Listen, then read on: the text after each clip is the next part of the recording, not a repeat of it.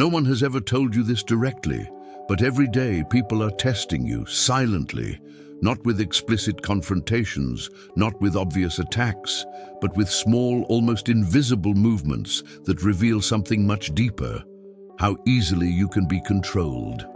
And the most dangerous part, you're probably failing these tests without even realizing it, because you've been conditioned to be too understanding, too patient, too available. But here's an uncomfortable truth. In the real world, in politics guided by reality, not ideals, being too good without strategic awareness doesn't make you respected. It makes you manipulable. Niccolo Machiavelli made it brutally clear that human relationships are not driven solely by noble intentions, but also by interests, power, and perception. And when you understand that the end justifies the means in many social contexts, you begin to see these tests for what they really are: attempts to measure your emotional dependence, the sudden silence, the interruption mid-sentence, the belittling joke, the public comment. None of this is random. It's all calculation. It's all reading. It's all strategy. And the question behind it all is simple, but devastating. How far can I go with you? And this is where most people get lost. Because they try to resolve power games with emotion. They try to earn respect by always being understanding. They try to avoid conflict at all costs, without realizing that by doing so, they give the other person exactly what they want: control. But what if you started answering these tests completely differently? What if, instead of reacting, you started leading? What if, instead of seeking approval, you started defending your position? Because the truth is, there's a pattern, 5 specific tests that people use to measure you. And when you learn to identify them, and especially to answer them correctly, something changes. Not only in how they treat you, but in how they see you. And after that, it's very difficult for anyone to try to control you in the same way again. If something inside you awakened while listening, don't ignore that feeling. This channel isn't about videos. It's about memories. Remember who you were before the fear, before the exhaustion, before the silence. Each new video here is a different reflection of your own soul. An invitation to understand what the world never taught you. The power you seek outside has always been within you.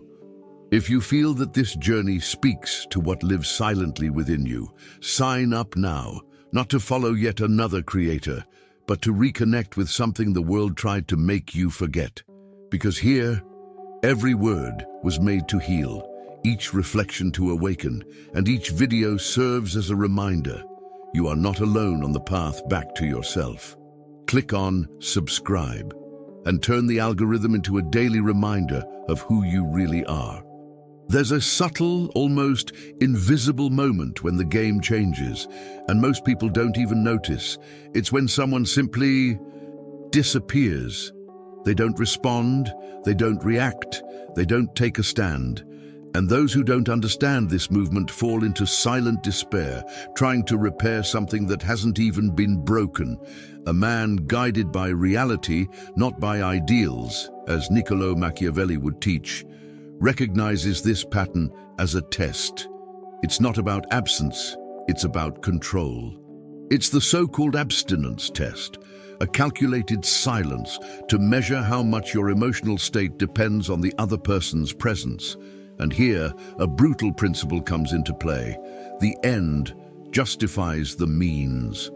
Whoever applies this test wants an emotional response, wants to see you chasing after them, wants to confirm they have power. And most people deliver exactly that. They send double messages, invent topics, explain themselves without having done anything. That's when you lose ground without even realizing it. A man who understands true human nature acts differently. He doesn't panic. He doesn't try to fill the void. He observes. He mirrors. Because he understands that, in many cases, silence is not absence. It's strategy. And strategy is met with strategy. Imagine a simple situation. Someone you talk to every day simply stops responding. The common behavior would be to insist, Ask if something happened, maybe even apologize for something you don't even know if you did. But someone who understands the game applies constant adaptability. He retreats. He respects the silence. He doesn't move first. This isn't ego, it's positioning. It's the calculated use of force, not brute force, but the emotional force of not reacting impulsively. And, curiously, this kind of posture creates an almost magnetic effect. Because the absence of reaction breaks the expectation of control. And here's the point few dare to accept. When you chase after someone who has distanced themselves without explanation, you're teaching that person exactly how to control you. You're showing them that just a little silence is enough to trigger their anxiety, and this will repeat itself again and again until you become predictable. And predictability in this game is weakness. A man who seeks to avoid being hated but understands that it's better to be feared than loved in certain contexts chooses something different. He keeps his emotional integrity intact. He doesn't beg for attention. He doesn't negotiate his worth. He maintains his position in silence. And it's at this moment that the game begins to turn, because the one testing starts to realize that perhaps they don't have as much control as they think. And when that happens, new tests emerge. More direct, more visible, more incisive. And that's exactly where the next move comes in. There's a type of disrespect that doesn't shout, but speaks loudly. It appears in the middle of a casual conversation when someone simply cuts you off, as if what you were saying didn't carry enough weight to be heard to the end. And here's the detail that few notice. This is rarely random. It's a test of dominance, a test of status, a silent probe to gauge how much space you're willing to cede. A man who understands politics guided by reality, not ideals, perceives this instantly. He doesn't romanticize interruptions as just bad manners. He sees what's behind it, an attempt at hierarchy, because whoever controls the timing of the conversation often controls the perception of authority within it. The reaction of most people to stop talking, to back down, or worse, to apologize for continuing. And that's exactly where the game is decided. Because by yielding space, you validate the interruption. You communicate without words that the other person can invade your territory. But a man who understands the calculated use of force acts differently. He doesn't raise his voice. He doesn't engage in direct conflict. He simply continues. He maintains the rhythm. He maintains the volume. He maintains his presence. It's almost disconcerting for the one trying to interrupt. Imagine a meeting, for example. Someone cuts you off mid-sentence. Instead of stopping, you maintain your line of reasoning naturally, as if the interruption hadn't even occurred, without aggression, without confrontation, just continuity. This type of response communicates something powerful. I don't yield space easily. That's virtue in action, inner firmness translated into external behavior. And here's a hard truth to swallow. Whoever loses control of their own speech loses more than words. They lose position. Because communication isn't just what you say, it's the space you maintain while saying it. A man who understands that it's better to be feared than loved at certain times doesn't need to be rude, but he also doesn't diminish himself to be accepted. He knows that decisions based on real human nature require posture, and posture often is silent. It's not about winning arguments, it's about not letting yourself be extinguished within them. And when you start to hold your voice without asking permission, something changes. People notice, they adjust their behavior. Some retreat, others test even more. Because deep down, it all still revolves around the same invisible question. How far can I go with you?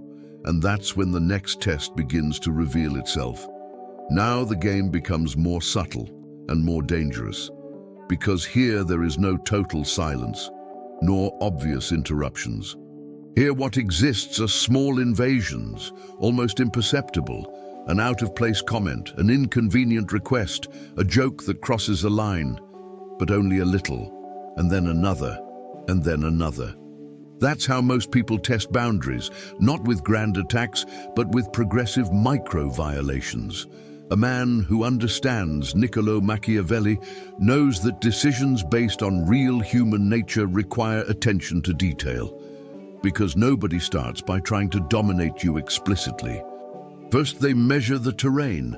They feel how far they can go, and every time you tolerate something that bothers you, you are, without realizing it, expanding the other person's territory within your life.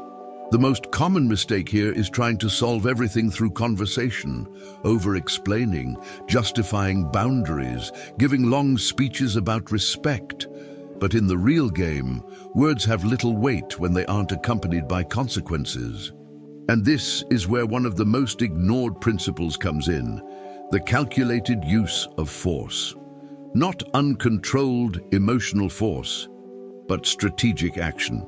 For example, someone starts treating you with mild disdain, small ironies. Instead of confronting them with a dramatic speech, you reduce access, you respond less, you distance yourself, you withdraw your presence, which ultimately is your greatest asset.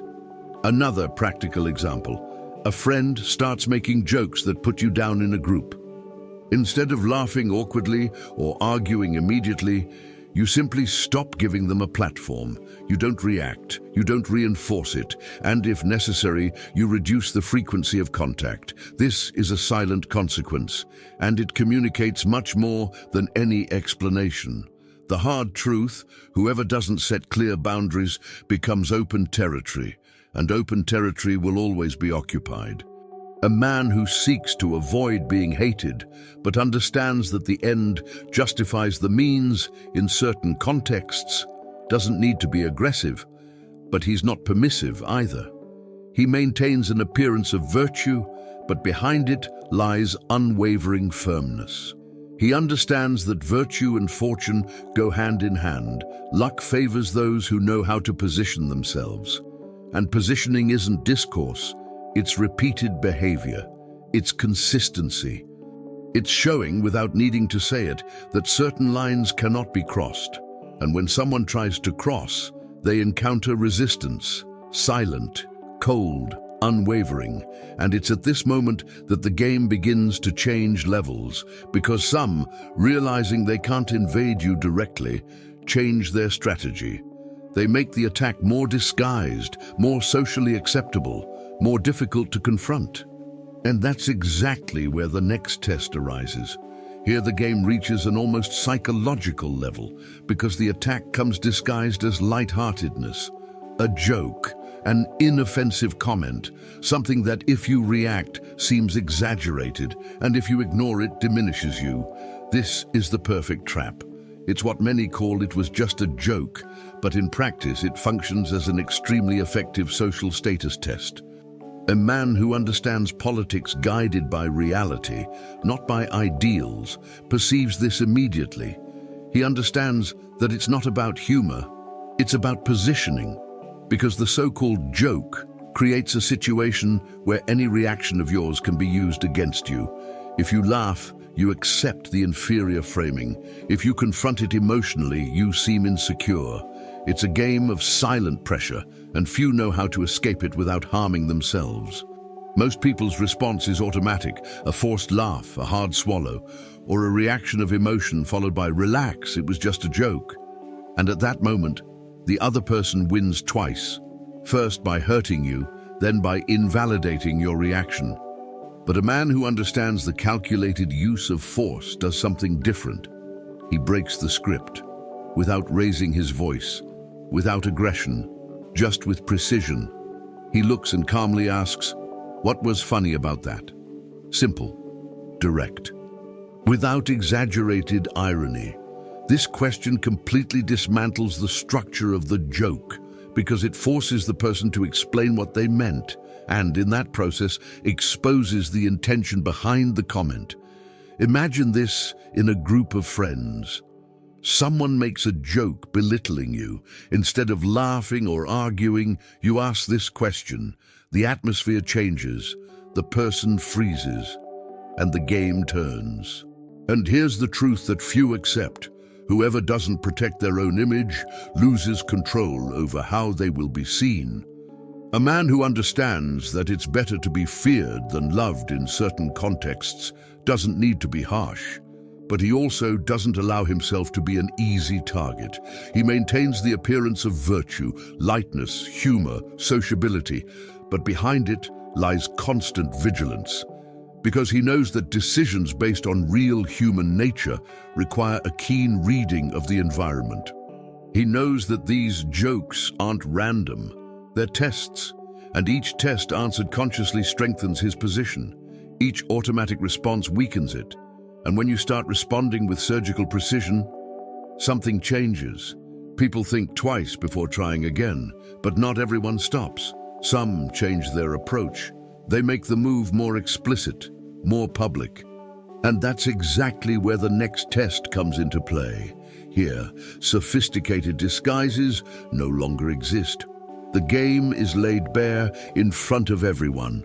A derogatory comment made in public, an unnecessary correction in front of others, a subtle or not so subtle attempt to socially diminish you in real time. And this doesn't happen by chance. A man who understands politics guided by reality, not by ideals, sees this movement for what it truly is, a live renegotiation of status. Because in the social environment, perception is power, and whoever controls perception controls the hierarchy. This is where many completely lose the game, because they become uncomfortable, laugh awkwardly, or let it pass to avoid conflict. But in doing so, they communicate something dangerous, that they accept being diminished to maintain peace. And, as Niccolo Machiavelli already said, avoiding being hated doesn't mean accepting being disrespected. The critical point here is timing. Unlike other tests, this one requires a response in the same environment where it happened, not afterward, not in private, because the damage was public, and therefore the correction also needs to be. But pay attention, it's not about exploding emotionally. It's about cold precision, calculated use of force. Imagine a situation. Someone says in front of others, "Oh, but you always do that wrong." If you ignore it, you validate it. If you react aggressively, you lose control. But if you respond calmly, always, give me a specific example now, you shift the focus. You force the person to stand by what they said, and most of the time, they can't. Another example, someone tries to interrupt you with public criticism. You maintain your composure, finish your speech, and then say, "Now you can speak, I'm finished." Simple, no attack, but with authority. This is virtue applied in practice, inner mastery reflected externally. The hard truth to face is that in social settings, those who don't protect their position lose ground. And ground, once lost, is rarely returned without cost. A man who understands that the end justifies the means in certain contexts doesn't seek conflict. But he also doesn't run from it when necessary. He maintains an appearance of virtue, but he's not naive. He understands that decisions based on real human nature require firmness. And that sometimes being slightly feared is the price for not being constantly tested, because deep down, all these movements, the silence, the interruption, the violation, the joke, and the public belittling, are not isolated events. They are variations of the same test, the same question being asked in different ways, and the answer was never in the words. It was always in his inner state. And that's exactly what the next and final point reveals. If you look closely, you'll realize it was never about silence, interruption, jokes, or public commentary. All of those are just variations on the same silent question people ask all the time. Does this man's inner state depend on what I do? That's what's being tested. Always. A man who understands politics guided by reality, not ideals, realizes that the social world functions as a field of constant reading. People don't believe what you say. They observe how you react. Every micro-reaction reveals whether you are guided from within or controlled from without. And here comes one of the most uncomfortable truths. Whoever needs external validation to remain stable will inevitably be manipulated by those who perceive this, because emotional dependence is predictable. And predictability, as you've already understood, is vulnerability. The unbreakable man, and here we're not talking about someone cold or insensitive, but someone solid, responds to all these tests in the same way: consistency. He doesn't change his behavior to please. He doesn't react impulsively to defend himself. He doesn't destabilize himself to prove his worth. He simply remains. This is constant adaptability at the highest level. It's not reacting to everything. It's choosing when to react. It's the calculated use of force applied to behavior. Imagine someone who goes through all these tests: silence, interruption, provocation, and maintains the same posture, calm, present, firm, without needing to prove anything. This type of behavior creates something rare: emotional unpredictability with internal stability. And that is extremely powerful, because whoever tries to control needs a reaction. And when they don't find one, they lose control. And here's the final point that few reach. True power has never been in external responses, but in inner mastery. A man who understands that it's better to be feared than loved in certain contexts doesn't seek intimidation. He simply cannot be manipulated. He avoids being hated, maintains the appearance of virtue, but carries within himself an unshakable foundation. He understands virtù and fortuna as forces that meet when there is inner preparation. He makes decisions based on real human nature, not idealizations. And above all, he doesn't compromise his own emotional stability. Because the moment someone realizes they can't affect you with these tests, something definitively changes. The game is over, or rather, a new one begins, one where you are no longer being evaluated, but observed with respect. And it is precisely here that all this needs to be translated into something even more direct, something that strikes right at the beginning, even before any test happens. Now let me ask you directly, how many times have you fallen for these tests without realizing it? How many times have you chased after someone who silently walked away, remained silent when interrupted, laughed at something that belittled you, or let a public comment pass just to avoid awkwardness? Most people live like this, reacting automatically, being shaped by the behavior of others. But you just saw something that few perceive. These movements are not random. They follow patterns. And those who understand patterns cease to be controlled by them. A man who acts based on real human nature is not deluded. He observes, understands, and takes a stand. Now, the responsibility shifts, because knowledge without application changes absolutely nothing. So it starts simple. The next time someone disappears, don't chase after them. The next time someone is interrupted, maintain your speech. The next time someone makes a joke, question it. The next time someone violates your position, impose a consequence. The next time someone tries to belittle you in public, respond precisely. Small adjustments, but with a gigantic impact. That's constant adaptability in practice. That's the calculated use of force. That's starting to live with strategic awareness, without losing your essence, but also without becoming predictable or manipulable. Because in the end, it's not about dominating others, but about not being dominated. And now, I want to know from you, which of these tests did you recognize most in your own life? In which one do you realize you still need to adjust your approach? Comment below, because sometimes putting it into words is already the first step to change.